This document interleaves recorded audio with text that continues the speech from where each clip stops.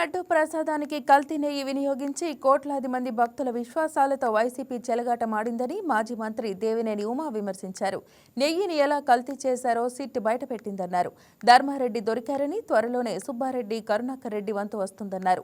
పరకామణిలో విదేశీ కరెన్సీని కొల్లగొట్టడమే కాకుండా అన్నదానంలో రేషన్ బియ్యం పెట్టి తిరుమల పవిత్రతను దెబ్బతీశారని దేవినేని ఉమా మండిపడ్డారు. వెంకన్నతో పెట్టుకున్న వైసీపీ నేతలకు పుట్టగతులు ఉండవన్నారు. నమస్కారం.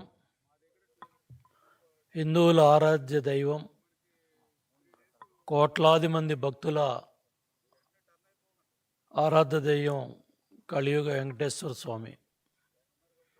కోట్లాది మంది భక్తుల నమ్మకం, విశ్వాసం.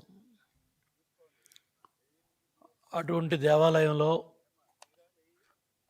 వైసీపీ ప్రభుత్వ 5 ఏళ్ల పరిపాలనలో అఖిలాండ బ్రహ్మాండ నాయకుడి ప్రసాదంలో జరిగింది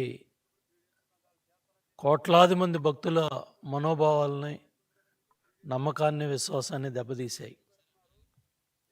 చాలామంది బాధతో, చాలామంది దాని మీద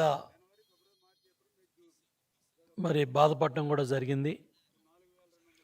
అటువంటి కేసులో సుప్రీంకోర్టు పర్యవేక్షణలో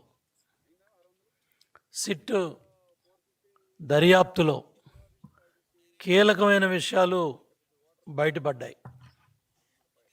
హైకమాండ్ ఒత్తిడితోనే కల్తీ నెయ్యి కొనుగోలు చేశానని ఈవో ధర్మారెడ్డి సిట్ విచారణలో చాలా స్పష్టంగా సమాధానాలు చెప్పినట్టు ఈరోజు దినపత్రికల్లో చదివాం.